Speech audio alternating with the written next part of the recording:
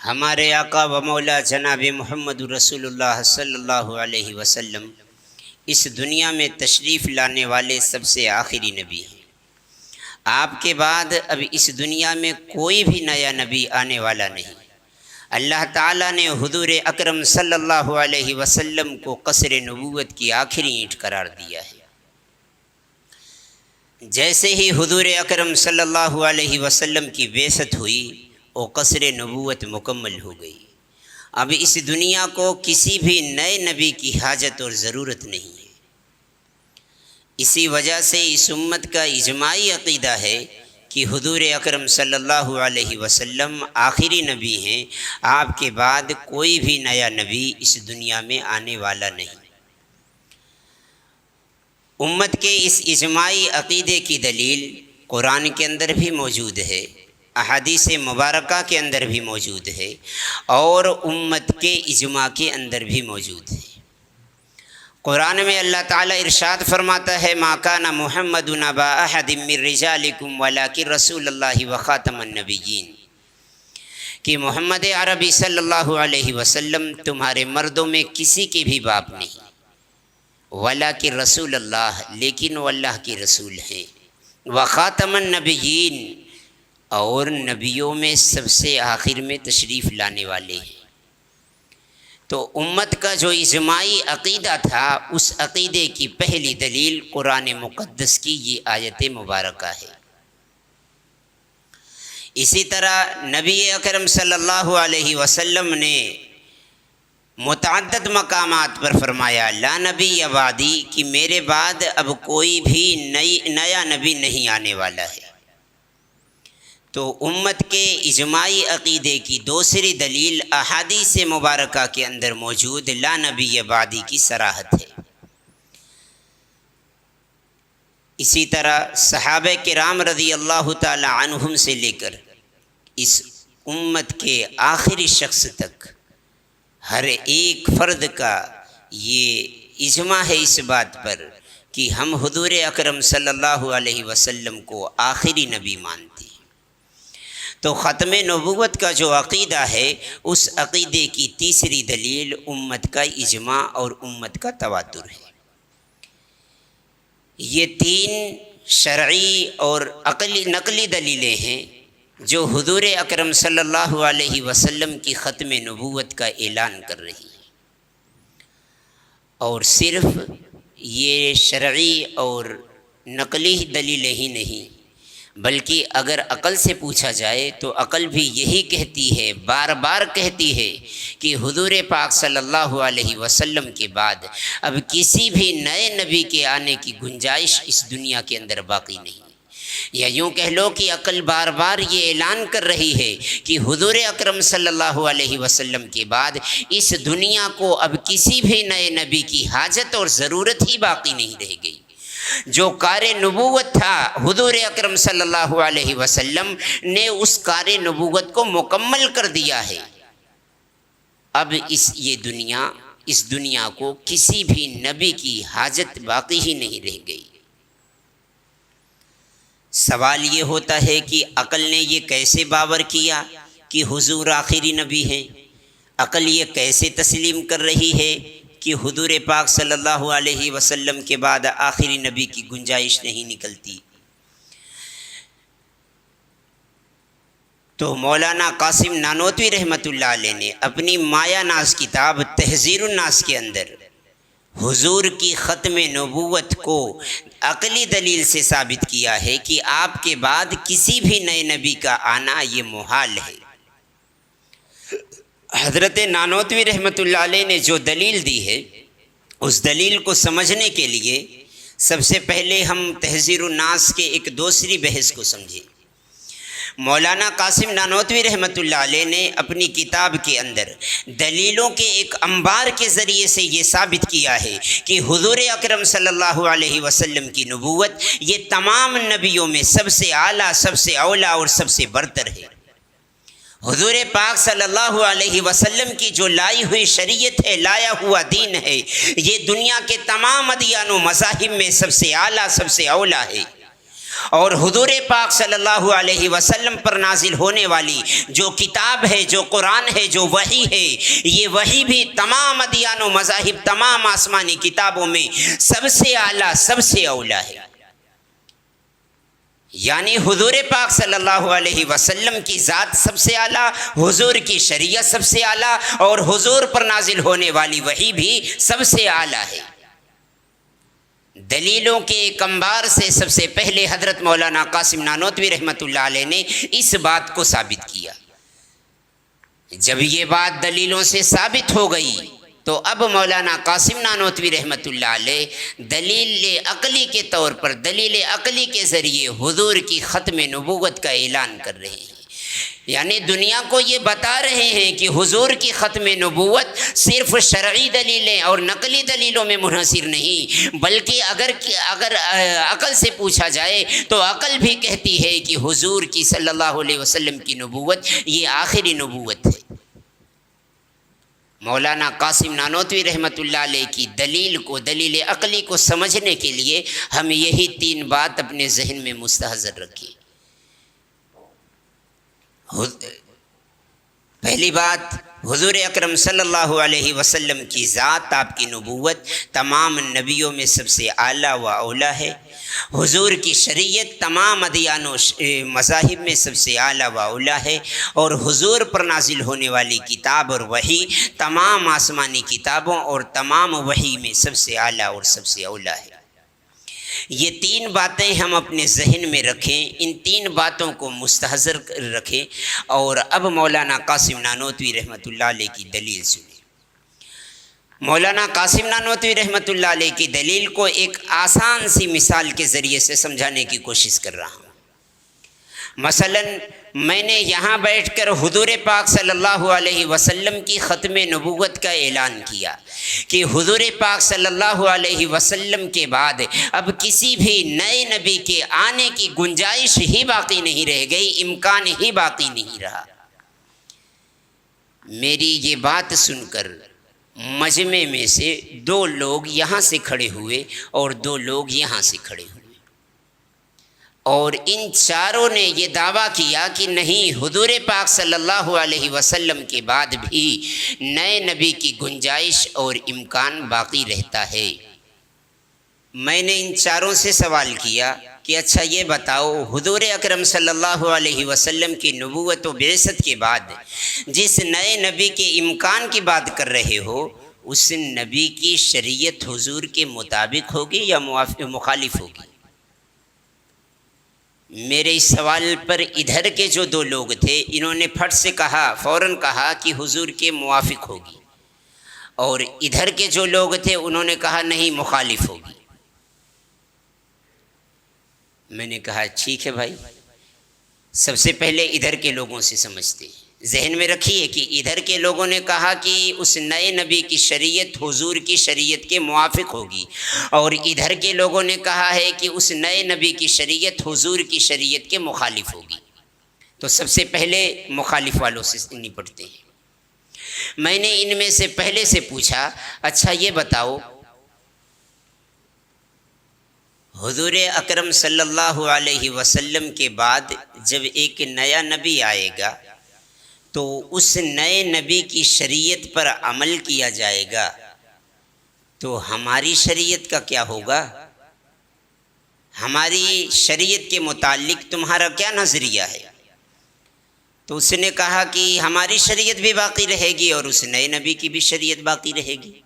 یعنی بعض علاقے کے لوگ ہماری شریعت پر، حضور اکرم صلی اللہ علیہ وسلم کی شریعت پر عمل کریں گے، اور بعض علاقے کے لوگ اس نئے نبی کی شریعت پر عمل کریں گے۔ میں نے جواب دیا کہ تمہارا یہ نظریہ قرآن کی آیت کے برخلاف ہے۔ قرآن کہتا ہے وَمَا أَرْسَلْنَاكَ إِلَّا كَافَّةً لِلنَّاسِ بَشِيرًا وَنَذِيرًا، کہ اے محمد عربی صلی اللہ علیہ وسلم، ہم نے آپ کو اس پورے روئے زمین کا بشیر و نذیر بنا کر بھیجا ہے۔ یعنی ہم نے آپ کی شریعت کو، آپ کے دین کو، آپ کے مذہب کو تمام انسانوں کے لیے لازم اور ضروری قرار دیا ہے۔ اس روئے زمین پر بسنے والے ایک ایک انسان کے لیے یہ ضروری قرار دیا ہے، فرض قرار دیا ہے کہ اگر اسے نجات چاہیے تو وہ صرف حضور اکرم صلی اللہ علیہ وسلم کی شریعت پر عمل کرے۔ آپ کی شریعت کو چھوڑ کر اگر اس نے کسی اور کی شریعت پر عمل کیا تو اس کے اس عمل کو قبول نہیں کیا جائے گا۔ تو حضور کی شریعت کے بعد اب پورے روئے زمین کے لیے کسی بھی دوسری شریعت پر عمل کرنا جائز نہیں، مناسب نہیں۔ تو قرآن یہ کہتا ہے کہ حضور کی شریعت یہ تمام روئے زمین کے لیے ہے، اور تم یہ کہہ رہے ہو کہ حضور کی شریعت بعض علاقوں پر حضور کی شریعت پر عمل بعض علاقوں میں ہوگا اور نئے نبی کی شریعت پر عمل بعض علاقوں میں ہوگا۔ تو تمہارا یہ نظریہ قرآن کی اس آیت کے بالکل برخلاف ہے۔ دوسرا والا میں نے اس سے پوچھا کہ تمہارا کیا نظریہ ہے، تو اس نے کہا کہ نئے نبی کی شریعت کے آنے کی وجہ سے ہماری شریعت پر عمل کرنا ممکن نہیں ہوگا، ہماری شریعت کو منسوخ قرار دیا جائے گا۔ میں نے اس کو جواب دیا کہ تمہارا یہ نظریہ قرآن کی دوسری آیت کے خلاف ہے۔ تم یہ کہہ رہے ہو کہ یہ نیا نبی جو شریعت لے کر کے آ رہا ہے یہ حضور اکرم صلی اللہ علیہ وسلم کی شریعت کو منسوخ قرار دے گا، حالانکہ تمہیں اچھی طرح یہ بات معلوم ہے کہ ابھی دلیلوں سے ثابت کیا گیا کہ حضور اکرم صلی اللہ علیہ وسلم تمام نبیوں میں سب سے اعلیٰ و اولیٰ ہیں، اور حضور اکرم صلی اللہ علیہ وسلم کی شریعت تمام شریعت کے اندر تمام ادیان و مذاہب میں سب سے اعلیٰ و اولیٰ ہے۔ تو یقینی طور پر یہ جو نئے نبی کے امکان کی تم بات کر رہے ہو، حضور اکرم صلی اللہ علیہ وسلم اس نئے نبی سے اولیٰ ہوئے اور حضور اکرم صلی اللہ علیہ وسلم کی شریعت اس نئے نبی کی شریعت سے اولیٰ ہوئی۔ تم کہہ رہے ہو کہ وہ جو ادنا نبی ہے، وہ جو ادنا شریعت ہے، وہ ایک اعلیٰ شریعت کو منسوخ کر دے گا، حالانکہ قرآن کہہ رہا ہے ما ننسخ من آیت او ننسها نأتی بخیر منہا او مثلہا، کہ جب ہم کسی چیز کو منسوخ کرتے ہیں او ننسها یا ہم اسے مٹاتے ہیں، نأتی بخیر منہا تو ہم اس سے بہتر چیز لے کر کے آتے ہیں، او مثلہا یا اگر بہتر نہیں تو اس کے مماثل اور برابر کی چیز ضرور لاتے ہیں۔ تو قرآن تو یہ کہتا ہے کہ جب بھی کوئی چیز منسوخ کی جائے گی تو اس کی جگہ ایک اعلیٰ چیز ضرور آئے گی یا اس کے مماثل آئے گی، اور تم یہ کہہ رہے ہو کہ اعلیٰ چیز منسوخ ہوگی اور اس سے ادنا چیز اس کی جگہ لے لے گی۔ تو تمہارا یہ نظریہ قرآن کی اس آیت کے بالکل برخلاف ہے۔ ادھر کے دونوں لوگوں نے کہا تھا کہ حضور اس نئے نبی کی شریعت حضور کی شریعت کے مخالف ہوگی۔ آپ نے دیکھا کہ مخالفت ممکن نہیں، اس لیے کہ اگر مخالف ہوگی تو پھر دو امکان، یا تو حضور اکرم صلی اللہ علیہ وسلم کی بھی شریعت پر عمل ہوگا اور اس کی بھی شریعت پر عمل ہوگا۔ اگر ایسا ہوا تو وَمَا أَرْسَلْنَاكَ إِلَّا كَافَةً لِلنَّاسِ بَشِيرًا وَنَذِيرًا، اس آیت کے خلاف۔ دوسری صورت یہ ہے کہ اس کی نئے نبی کی شریعت کو باقی رکھا جائے اور آپ کی شریعت کو منسوخ کر دیا جائے۔ یہ والا نظریہ بھی درست نہیں، اس لیے کہ یہ نظریہ قرآن کی دوسری آیت کے برخلاف ہے۔ تو پتہ چلا کہ نئے نبی کی شریعت، نئے نبی کا امکان، نئے نبی کی شریعت کا امکان اگر باقی رکھا جائے تو مخالفت کی کوئی صورت ہی باقی نہیں رہے گی۔ اب آئیے جن لوگوں نے موافقت کی بات کی تھی ان کو دیکھتے ہیں۔ ہم نے موافقت کرنے والوں جنہوں نے یہ کہا تھا کہ نئے نبی کی شریعت حضور کی شریعت کے موافق ہوگی، ہم نے ان میں پہلے شخص کے بارے میں پوچھا کہ تمہارا کیا نظریہ ہے، تو اس نے کہا کہ اس نئے نبی کی شریعت حضور کی شریعت کے بالکل موافق اور مطابق ہوگی، یعنی جو کچھ بھی حضور اکرم صلی اللہ علیہ وسلم پر نازل کیا گیا ہے وہی سب کچھ اس نئے نبی پر بھی نازل کیا جائے گا۔ ہم نے کہا تمہارا یہ نظریہ قرآن کی ایک دوسری آیت کے خلاف ہے۔ قرآن کریم کے اندر اللہ تعالیٰ نے ہمارے نبی کی شریعت، ہمارے نبی کی وحی، اس کے متعلق کہتا ہے انا نحن نزلنا الذکر و انا لہ لحافظون، کہ ہم نے اس ذکر کو یعنی ہم نے قرآن کو نازل کیا اور ہم ہی قرآن کی حفاظت کرنے والے ہیں۔ حضور اکرم صلی اللہ علیہ وسلم کی جو شریعت ہے، جو حضور اکرم صلی اللہ علیہ وسلم پر نازل ہونے والی وحی ہے، اس وحی کی ذمہ داری اللہ تعالیٰ نے لے رکھی ہے، اور دنیا کے اندر جتنی بھی آسمانی کتابیں ہیں ان میں صرف اور صرف یہ حضور اکرم صلی اللہ علیہ وسلم کی کتاب آپ پر نازل ہونے والی وحی کی خاصیت ہے کہ اس کی حفاظت اللہ کر رہا ہے، اس کی حفاظت کی ذمہ داری اللہ لے رہا ہے۔ اس کے علاوہ دنیا کی کسی بھی شریعت کی حفاظت، کسی بھی وحی کی حفاظت، کسی بھی کتاب کی حفاظت اللہ کے ذمے نہیں ہے، اللہ نے اپنے ذمے نہیں لے رکھی ہے۔ تو جب تم یہ کہتے ہو کہ اس نئے نبی پر نازل ہونے والی وحی بعینہ ہی حضور اکرم صلی اللہ علیہ وسلم پر نازل ہونے والی وحی ہی ہے، تو اس کا مطلب جو کچھ الفاظ اس میں وہی کچھ الفاظ اس میں، جو ترتیب اس میں وہی ترتیب اس میں، جو معانی اس میں وہی معانی اس میں، تو جب سب کچھ وہی ہے تو حضور اکرم صلی اللہ علیہ وسلم کی وحی کی حفاظت کا ذمہ جس طرح اللہ نے لیا، ویسے ہی اس نئے نبی کی بھی حفاظت کا ذمہ تو اب اللہ ہی کو لینا پڑے گا۔ حالانکہ ابھی بتایا جا چکا ہے کہ حضور اکرم صلی اللہ علیہ وسلم کی کتاب اور وحی کے علاوہ کسی دوسری کتاب کی وحی کی ذمہ داری اللہ کے ذمہ نہیں، تو تمہاری یہ بات قرآن کی اس آیت کے بالکل برخلاف ہے۔ اب ادھر سے جو دوسرا شخص تھا، یعنی جن دو لوگوں نے کہا تھا کہ اس نئے نبی کی شریعت حضور کی شریعت کے بالکل موافق اور مطابق ہوگی، ان میں سے ایک کو تو آپ نے دیکھ لیا، اس نے کہا تھا نئے نبی کی وحی بعینہ ہی حضور کی وحی ہوگی، حالانکہ یہ بات انا نحن نزلنا الذکر و انا لہ لحافظون کے مخالف ہے۔ اب ہم نے موافق کہنے والوں میں دوسرے سے پوچھا تمہارا کیا نظریہ ہے، تو اس نے کہا کہ حضور اکرم صلی اللہ علیہ وسلم پر جو وحی نازل کی گئی ہے وہ سب کچھ اس نئے نبی پر تو نازل ہوگا ہی ہوگا، لیکن صرف اسی پر اکتفا نہیں کیا جائے گا، بلکہ اس کے ساتھ ساتھ کچھ زائد چیزوں کو بھی بیان کیا جائے گا، کچھ زائد چیزوں کو بھی نازل کیا جائے گا۔ ہم نے کہا تمہارا یہ نظریہ قرآن کی اس ایک دوسری آیت کے خلاف ہے۔ کیسے؟ تم کہہ رہے ہو کہ اس نئے نبی کے ساتھ قرآن یعنی اللہ حضور اکرم صلی اللہ علیہ وسلم کی وحی یہ تو نازل ہوگی ہی ہوگی، اس کے علاوہ بھی کچھ اور چیزیں، مزید چیزیں وحی کے طور پر نازل کی جائے گی، تو یقینی طور پر وہ جو زائد چیزیں ہیں وحی کے طور پر نازل کی گئی ہیں وہ فائدے کی چیزیں ہوں گی نا، بے فائدہ عبث یہ تو اللہ کسی نبی پر وحی نازل کرے گا ہی نہیں۔ وہی جب بھی نازل ہوگی تو وہ تو فائدے ہی کی چیز نہ ہوگی۔ اس کا مطلب یہ ہوا تم یہ کہنا یہ چاہتے ہو کہ اس نئے نبی کے ساتھ کچھ ایسی فائدے کی چیزیں بھی نازل کی جائے گی جو ابھی تک حضور اکرم صلی اللہ علیہ وسلم پر نازل نہیں کی گئی تھی۔ تمہارا یہ نظریہ قرآن کی دوسری آیت کے خلاف ہے۔ قرآن کریم کے اندر اللہ تعالیٰ کتاب مقدس کے بارے میں فرماتا ہے تبیانا لکل شیء، کہ لکل شیء جتنی فائدے کی چیزیں تھیں ہم نے سب کچھ اس قرآن کے اندر بیان کر دیا ہے۔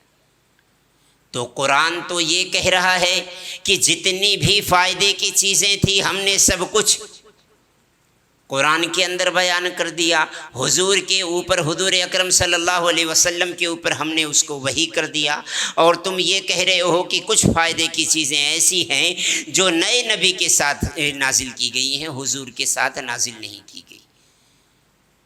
تو تمہارا یہ نظریہ قرآن کی دوسرے آیت کے خلاف ہے۔ قرآن کہتا ہے تبیان لکل شیء، لکل شیء جتنے فائدے کی چیزیں تھیں سب کچھ اس قرآن کے اندر بیان کیا گیا ہے۔ تو آپ نے دیکھا یہ ہے موافقت۔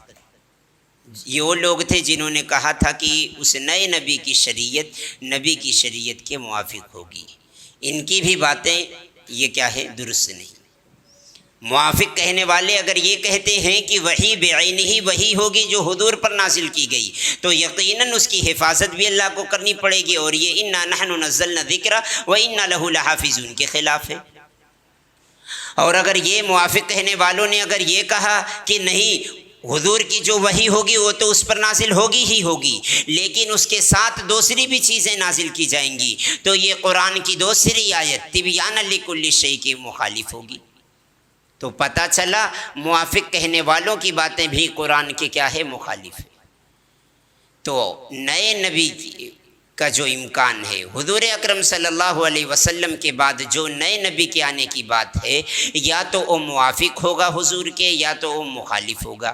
اگر مخالف ہوا تو آپ نے ابھی دیکھا یہ بھی محال ہے، اور اگر کہا جا رہا ہے کہ وہ موافق ہوگا تو آپ نے دیکھا کہ وہ بھی محال ہے۔ یعنی نئے نبی کے آنا موافقت کی صورت ہو چاہے مخالفت کی صورت ہو، دونوں کے دونوں کیا ہے؟ محال ہے۔ اور آپ نے اصول پڑھ رکھا ہوگا کہ جو چیز کسی محال کو مستلزم ہو اس کا بھی وہ بھی کیا ہے؟ محال ہوا کرتا ہے۔ تو جب موافقت اور مخالفت یہ محال ہے تو اس نئے نبی کا آنا بھی کیا ہو گیا؟ محال ہو گیا۔ یہ مولانا قاسم نانوتوی رحمۃ اللہ علیہ نے دلیل عقلی سے ثابت کیا کہ حضور اکرم صلی اللہ علیہ وسلم کی نبوت یہ آخری نبوت ہے۔ البتہ مولانا قاسم نانوتوی رحمۃ اللہ علیہ نے ایک بات کا تذکرہ چھوڑ دیا، ایک چیز کو ذکر نہیں کیا۔ کیوں نہیں کیا؟ یہ ایک دوسری بحث ہے، اس پر انشاءاللہ کسی دن مفصل گفتگو ہوگی۔ بات یہ ہے کہ ابھی تک ہم نے جو کچھ بھی بیان کیا، جو کچھ بھی ہم نے ابھی کہا اور سنا، اس کے اندر نیا نبی اور نئے نبی کے ساتھ نئی شریعت کی بات تھی۔ سوال تو نئے نبی کا نہیں تھا، سوال تو گویا کہ کیا تھا؟ شریعت کا تھا، کہ وہ نیا نبی جو اپنے ساتھ شریعت لا رہا ہے اس کی شریعت مطابق ہوگی یا مخالف ہوگی، یہی تو پوچھا گیا تھا۔ کہنے والا یہ بھی دعویٰ کر سکتا ہے کہ نیا نبی جو آئے گا وہ شریعت ہی لے کر کے نہیں آئے گا بلکہ حضور ہی کی شریعت پر عمل کرے گا۔ جیسے حضرت موسیٰ علیہ السلام ایک شریعت، ایک دین، ایک مذہب لے کر کے آئے۔ حضرت موسیٰ علیہ السلام کے بعد حضرت ہارون علیہ السلام کو نبی بنایا گیا، اس کے بعد ان کے بعد حضرت یوشع بن نون علیہ السلام کو نبی بنایا گیا۔ ان دونوں کے پاس کوئی نئی شریعت نہیں تھی، کوئی نیا دین، نیا مذہب نہیں تھا، بلکہ یہ شریعت موسوی ہی پر عمل کر رہے تھے۔ تو کوئی کھڑا ہو کر یہ بھی دعویٰ کر سکتا ہے کہ حضور اکرم صلی اللہ علیہ وسلم کے بعد جس نئے نبی کے آنے کی امکان کی بات کی جا رہی ہے وہ نیا نبی شریعت لے کر کے آئے گا ہی نہیں۔ ہم نے کہا ٹھیک ہے بھائی، لیکن یہ تو بتاؤ کہ وہ جو نیا نبی آ رہا ہے، شریعت جو نہیں لا رہا ہے، بغیر شریعت کے اس کے آنے کا کیا مقصد ہے؟ ڈھونڈو گے تو صرف ایک مقصد نکلے گا، کیا؟ تبلیغ کے لیے آ رہا ہے، یعنی امر بالمعروف و نہی عن المنکر کے لیے اللہ اس کو نبی بنائے گا۔ ہم کہہ رہے ہیں تمہاری یہ بات قرآن کی ایک دوسری آیت کے خلاف ہے۔ قرآن کریم کے اندر اللہ تعالیٰ نے اس امت کے ایک ایک فرد کے بارے میں بیان فرمایا ہے، کنتم خیر امت اخرجت للناس تأمرون بالمعروف وتنہون عن المنکر، کہ اے امت محمدیہ کنتم خیر امت، تم تمام امم کے اندر سب سے بہتر امت ہو۔ اخرجت للناس، تمہیں لوگوں کی بھلائی کے لیے نکالا گیا ہے۔ تأمرون بالمعروف وتنہون عن المنکر، تم امر بالمعروف اور نہی عن المنکر کا فریضہ انجام دینے والی ہو۔ یعنی امر بالمعروف و نہی عن المنکر کا جو فریضہ ہے، تبلیغ کا جو فریضہ ہے، اللہ تعالیٰ نے اس امت کے ایک ایک فرد کے اوپر عائد کیا ہے۔ تو جو فریضہ اللہ نے ایک امت کے ایک ایک فرد پر عائد کیا ہے، اس کے لیے کسی نئے نبی کے آنے کی حاجت اور ضرورت کیا باقی رہ گئی؟ تو یہ ہے عقلی دلیل جو ہر جہت سے، ہر اینگل سے، ہر زاویے سے یہ دلالت کر رہی ہے کہ حضور اکرم صلی اللہ علیہ وسلم کے بعد کسی بھی نئے نبی کے آنے کی گنجائش اور امکان باقی نہیں۔